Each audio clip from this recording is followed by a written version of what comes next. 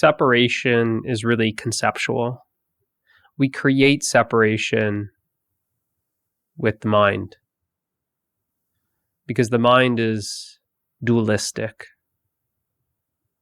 If there's an up, there's a down. If there's a left, there's a right. If there's an inside, there's an outside, and so on. We can look at the example of gold jewelry, a gold bracelet, a gold ring, a gold necklace. We see the multiplicity, the diversity. We see the differences.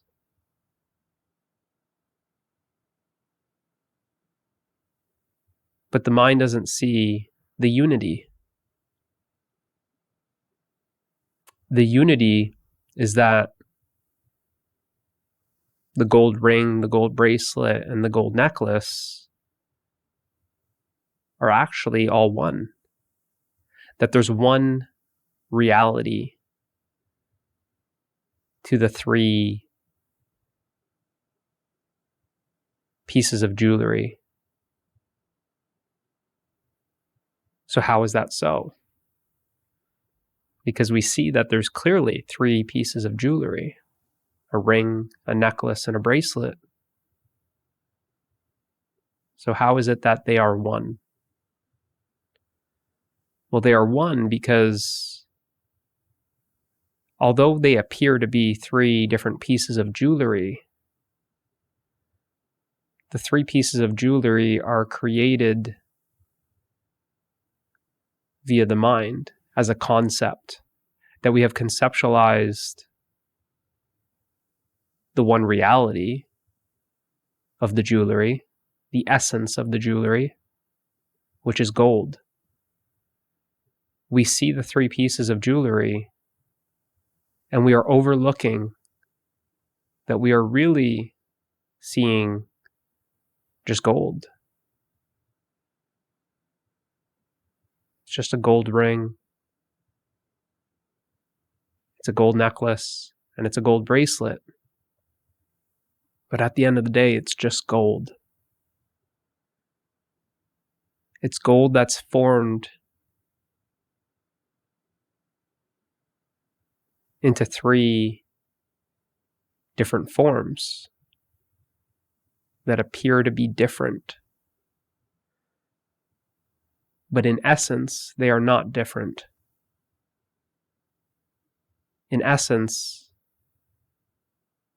the three pieces of gold jewelry are nothing more than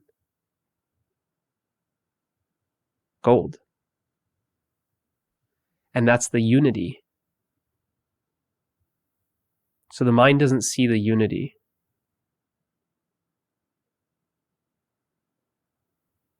Because it's the very thing that's creating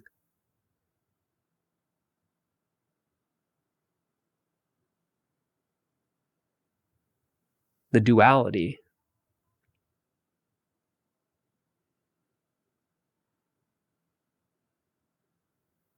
But it's all conceptual. Because one might argue, no, there's three different pieces of jewelry here.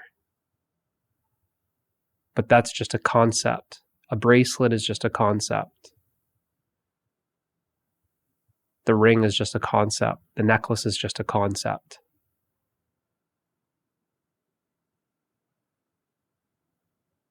Because in essence, there's just gold. And there's many different examples that are like this.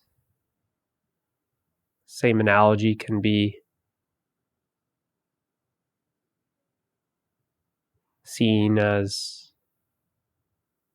a clay pot or a clay vase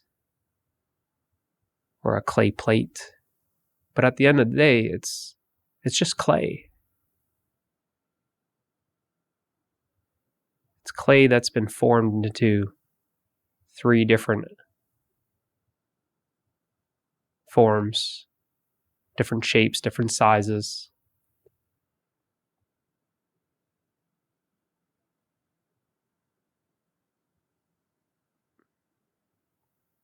Or it's like the ocean, where we see an infinite number of waves, all different wave forms. We see different waves, big waves, small waves.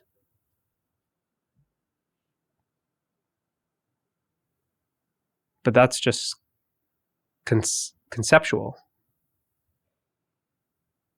Because a wave is just a concept. In reality, there is no wave. There's just the ocean.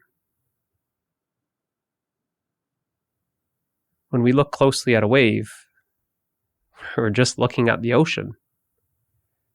It's the mind that layers this conceptual separation, that sees, there's the ocean, and those are waves. It's all the ocean, though. So the mind is layering this filter that creates separation over top of reality. It's the separation that's created by name and form. When we name things, we separate them. We see a form that the mind has created, such as that wave. That's a different form than that. It looks like it's coming. It's water that's rising out of the flatness of the ocean. We'll call that a wave. Right? There's a form. And then now there's a name. And it's through these names and forms that we experience a world of separation. This body is a form. And we give it a name. You've got a name for your body. I've got a name for my body. And there's this apparent separation.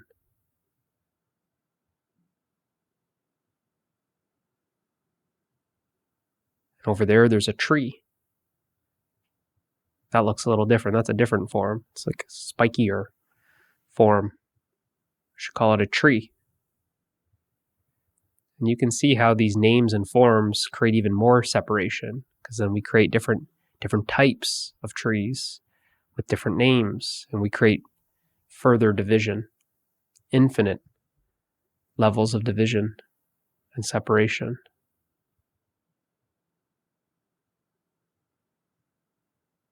But where does that tree start that's different than the earth? How is it that we look at the ground and say, that's soil, that's a tree, that's a rock? But if we zoom out, we leave planet Earth, zoom out and look at planet Earth from outer space, we say, well, that's the Earth. That's the Earth. And so the closer we zoom in, we just divide and separate. From out here, that's planet Earth. Coming closer, tree, rock, soil, animal, right? There's more and more separation created by name and form.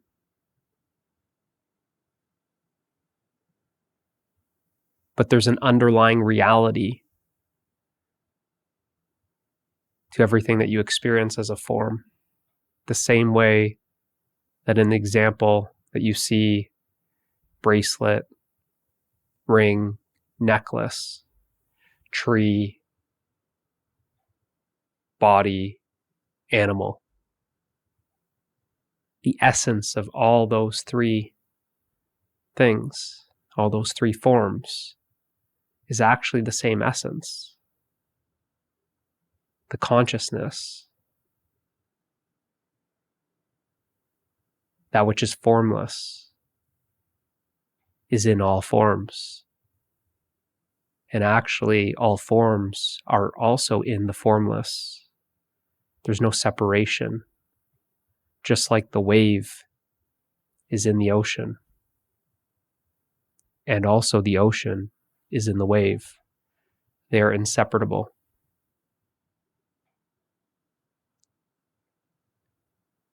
And depending on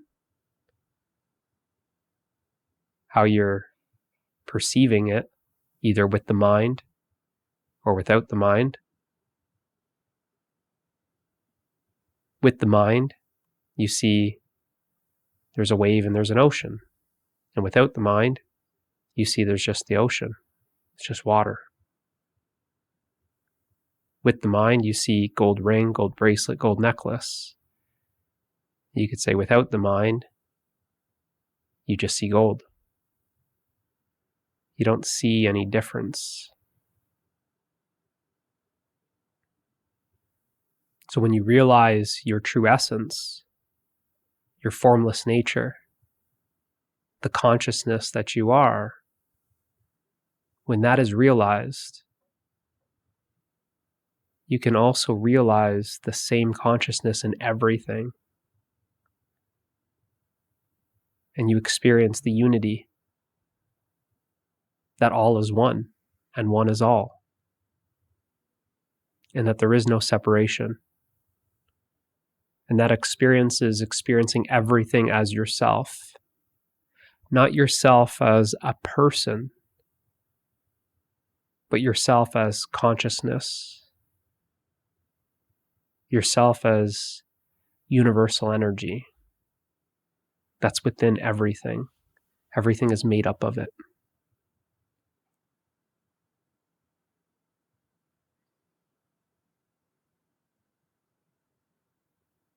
And this completely changes your perception of life. Because then you start to realize how the mind is a filter that creates the illusion of separation. That really there is no separation. It's just the mind that creates the illusion of separation. Just like the illusion of a wave. It looks like there's a wave. It's not denying that there's no wave there. But illusion means things don't appear as they really are. That yes, there's movement of the water, but it's just water that's moving. And this whole concept of a wave is mind-made.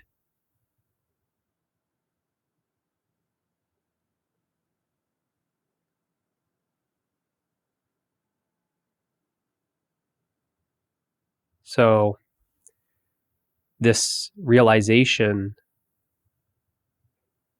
when you are experiencing the unity of everything, is non-duality, meaning not two. Prior to the realization, there was two. A me and a that. Right? An inside and an outside. A me and a you. And then non-duality realization, there's no me and you.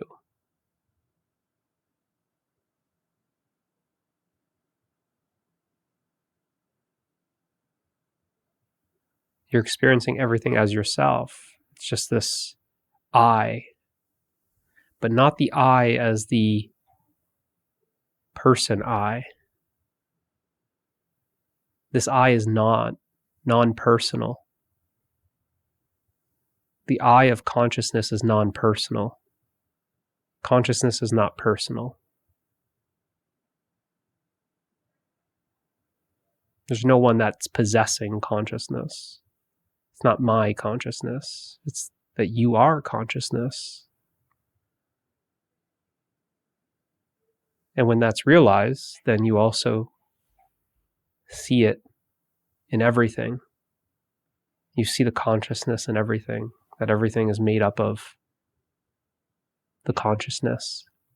It would be like the gold ring realizing that it is gold, and therefore sees the gold necklace and the gold bracelet as itself. Because the gold ring isn't saying that, oh, it sees another gold ring in the bracelet and the necklace. It's realizing that it is gold, and that same gold is in the gold necklace and the gold bracelet. So it's perceiving everything as itself, as the gold, not the ring.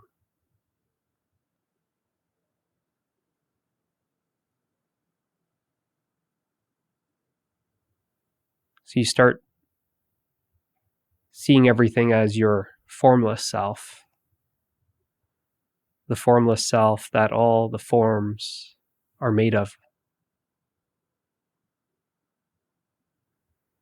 And you're also experiencing that all the forms are in you as well.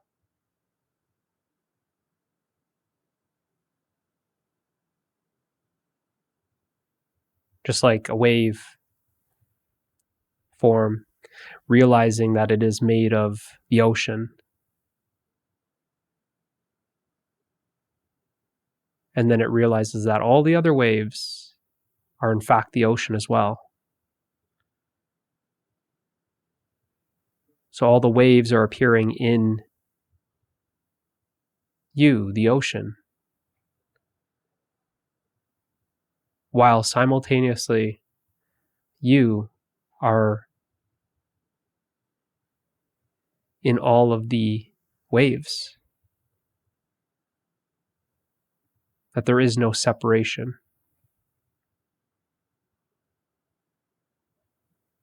And that's what you come to realize.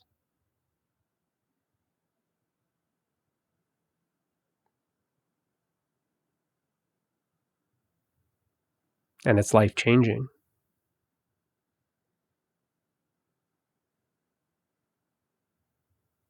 It completely changes how you perceive life.